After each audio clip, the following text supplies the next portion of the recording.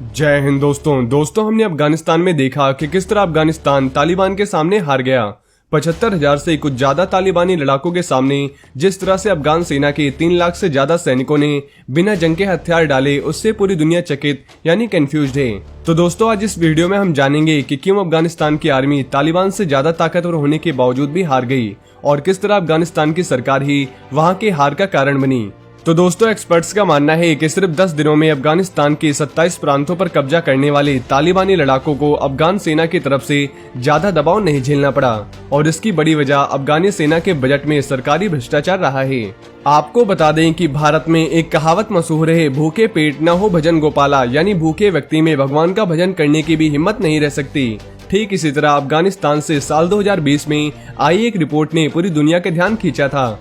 Report के मुताबिक अफगानिस्तान में सैनिकों को ठीक ढंग से 3 टाइम का खाना तक नहीं नसीब होता था और कई साल से तालिबान का गढ़ बने कंधार प्रांत में तैनात सैनिकों को दिन भर में खाने के लिए सिर्फ 5 रोटी और थोड़ी सी सब्जी मिलती थी, जबकि सैनिकों की सेहत पर खर्च होने वाला बजट कागजों पर करोड़ों डॉलर का था। खाने के अलावा अफगान सैनिकों को फटे हुए जूते और फटी हुई वर्दी नसीब होती थी, जिससे वो भीषण ठंड काटते थे। अफगानिस्तान के सैनिकों की इन समस्याओं को कई बार अफगानिस्तान के राजनेताओं ने सार्वजनिक मंच पर उठाया था और सितंबर 2017 में अफगानिस्तान के घोर प्रांत के कमांडर जनरल जियाजुद्दीन ने इस मुद्दे को उठाते हुए बताया था कि उनके सैनिकों को मई 2017 से ठीक से 3 टाइम का खाना तक नहीं मिल रहा था, लेकिन सैनिकों को सही मात्रा में खाना देने के बजाय अफगानिस्तान की सरकार इसकी लीपापोती में लग गई और जनरल जियाजुद्दीन जैसे कमांडर की बात को दबा दिया गया। वहीं अफगानिस्तान में सैनिकों को ठीक से खाना न मिलने की खबरों की जब अफगान में मौजूद पत्रकारों ने जांच की तो पता चला कि लोकल कॉन्ट्रैक्टर सेना के कमांडरों को रिश्वत के दम पर या फिर डरा धमका के खाने का कॉन्ट्रैक्ट हासिल करते थे। इसके बाद कम क्वालिटी का खराब खाना अफगान सैनिकों को देकर जमकर मुनाफा कमाते थे। इस काले पैसे का बंटवारा ठेकेदारों से लेकर सेना के कमांडरों के बीच होता था। वहीं अफगान सेना और भ्रष्टाचार का रिश्ता भी काफी पुराना है। पश्चिमी अफगानिस्तान के सेन इंटेलिजेंस प्रमुख जनरल मोहम्मद नईम गहयोर को साल 2011 में अफगान सेना में भ्रष्टाचार पर एक चैनल को दिए इंटरव्यू के बाद अफगानिस्तान सरकार ने उन्हें गिरफ्तार कर लिया था।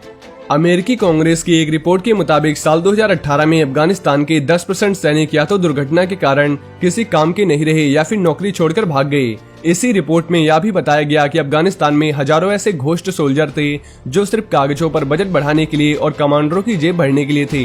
यानी कागज पे सेना के जवान भर्ती होते हैं पर असलियत में कोई जवान भर्ती नहीं होते। दोस्तों सिंपल शब्दों में कहें तो नेताओं, दलालों और कुछ करप्टेड कमांडर्स ने सेना के जवानों को किसी लायक नहीं छोड़ा। वहीं एनालिस्ट के मुताबिक ज्यादातर अफगान जनता जातीय, काबिलाई और पारिवारिक संबंधों के बीच रहती है। इसलिए जब अमेरिका ने अपने सैनिक वापस बुलाने की घोषणा की तो नई बनी अफगान सेना के एक हिस्से ने तालिबान के साथ बातचीत शुरू कर दी। इस वजह से बड़ी संख्या में सैनिकों ने बिना लड़े समर्पण कर दिया। मार्टिन ने कहा, तालिबान अफगान सरकार की परतें उखाड़ने में सफल रहा क्योंकि सरकार का कबीलों, पारंपरिक खानदानों और जातीयता के साथ पर्याप्त जुड़ाव नहीं था और तालिबान से माफी मांगकर सैनिकों, कमांडरों ने समर्पण कर दिया। तालिबान ने उन्हें क्षमा करते हुए घर जाने की इजाजत दे दी। German think tank Afghanistan analyst network के अफगानिस्तान स्थित कंट्री डायरेक्टर अली यावर अदीली ने द फाइनेंशियल टाइम्स से कहा कि अमेरिका ने अचानक से जिस तेजी से अपने फौजें लौटाई उससे अफगान बल सोच में रह गई और राष्ट्रपति गनी सहित बहुत से अफगानियों को यह अंदाजा नहीं था कि अमेरिका ऐसा करेगा, क्योंकि दोस्तों अफगान सैनिक अमेरिकी वायुसेना के समर्थन पर काफी निर्भर थे। अमेरिकी ठेकेदार उन्हें साजो सामान की सहायता देते थे, उस पर भी इनकी निर्भरता थी और अब ये सहारा उनके साथ नहीं रह गया था। और जब ये बात साफ हो गई कि अमेरिकी सैनिकों से अब कोई सहायता नहीं मिलेगी तो अफगान फौजी या तो भाग खड़े हुए या फिर उन्होंने तालिबान के आगे समर्पण कर दिया। वहीं अमेरिकी कमांडर ने बताया कि अफगान सेना में अच्छे नेतृत्व यानी जो इन्हें सही से लीड कर सके, इसकी भारी कमी है। सैनिकों को सैलरी भी समय पर नहीं मिलती थी और तालिबान से जंग में अफगान सेना के बहुत से जवान मारे गए और इस वजह से इनका मनोबल भी काफी कम हो गया था। तो दोस्तों अब आप जान चुके होंगे कि अफगानिस्तान के हारने का क्या कारण है। वहीं अगर आप डेली डिफेंस अपडेट या ऐसी और भी जानकारी जानना चाहते हैं तो आपको हमारे चैनल पे मिल जाएगी। और ये वीडियो अगर आपको पसंद आई हो तो वीडियो को लाइक एंड शेयर सब्सक्राइब जरूर करें। जय हिंद, जय भारत।